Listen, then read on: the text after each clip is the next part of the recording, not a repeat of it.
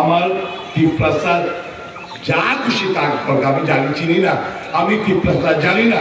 আমার থানসার দরকার নাই, আমার লাস্ট ফাইটের দরকার নাই, আমার গিটার টিপ্রালেন্ডের দরকার নাই, কনস্টিটিউশন দরকার নাই। আমার বোন জামাইদের বাঁচাইতে হইব, সব ভুল লেগেছে আপনাদেরকে। কোভিডের সময় জাস্ট একটা এক্সাম্পল দিয়ে দিই, ইনজেকশন নিচ্ছেন না আপনারা? করোনার সময় নিচ্ছেন না? আমি তো ডাবল ডোজ দিচ্ছি, অনেক দেখি কি তা আমরা কিছু ইনজেকশন দেওয়া মাল খেয়ে কামাইল, এই কোম্পানিগুলো থেকে মাল খেয়ে খাইল। উত্তর দেন সবাই। আমাদের গায়ে ভেজাল ওষুধ খাওয়ায় ইনজেকশন দিয়া টাকা কোন পার্টির উদ্ধার করছে? সর্বক্ষেত্রে আমরা আগে শুনতাম, ইতিহাসে পড়েছি, নেতাজি সুভাষচন্দ্র কি বলছিলেন, মেরে কো খুন দো मैं तुमको आजादी दिलवाऊंगा, আমাকে রক্ত দাও আমি তোমাকে স্বাধীনতা দেব, নেতাজি বলেননি?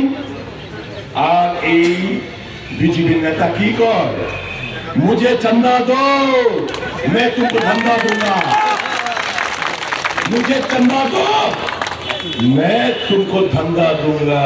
और আপনারা সব ভুলে গেছে, এদেরকে ভোট দেবেন, এদেরকে ভোট দেবেন আপনারা। আপনাদের সরলতা, টিপ্রাসা আপনাদের সরলতা, এটাকে সুযোগ করে নানাভাবে সেন্টিমেন্টাল ইস্যু দিয়ে সিপিএম বলুন, কংগ্রেস বলুন, ইন্ডিয়া জোট বলুন, আমাদের কাছে ধর্ম বর্ণ জাত পাত উঠে আমাদের দেশ আগে।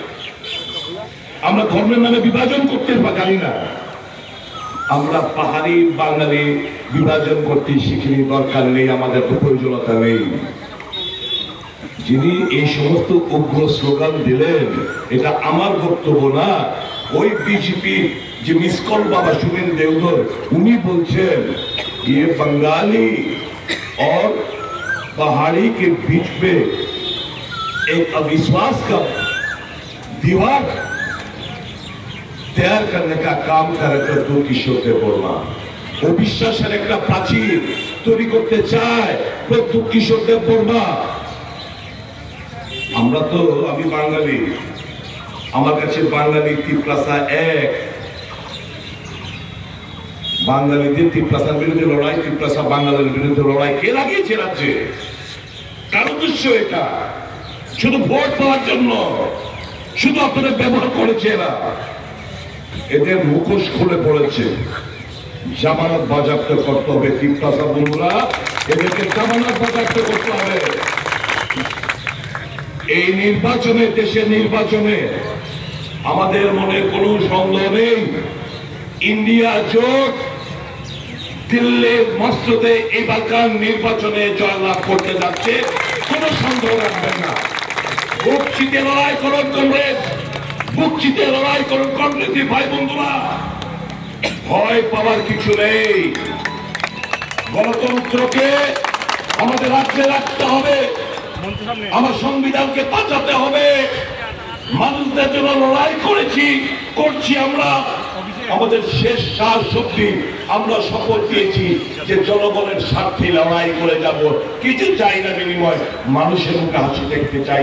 এই উদ্দেশ্য নিয়ে আমরা নফরত কে বাজার মে মোহব্বত কা যে দোকান, যে রাহুল গান্ধী যে স্লোগান, এই যে ঘৃণার পরিবেশ সারা ভারতবর্ষ জুড়ে বিজেপি ছিটিয়েছে, ছড়িয়েছে, সেটাকে আমরা অতিক্রম করব কিসে দিয়ে? ভালোবাসার বিনিময়ে। কাজে नफरत के बाजार में मोहब्बत का दुकान खोलने का काम हम इंडिया का जो पार्टनर है, हम लोग सब मिलके हम लोग ये सुनिश्चित करेंगे, ये हमारा लक्ष्य है। ভারতবর্ষের গণতন্ত্রকে বাঁচাতে হবে, সংবিধানকে বাঁচাতে হবে, বেকারদেরকে বাঁচাতে হবে। ঠিক এখানে এই রাজ্যের অবস্থাটা কি?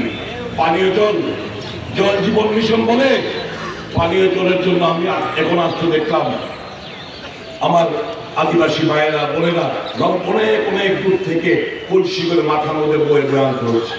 কোথায় জল জীবন মিশন?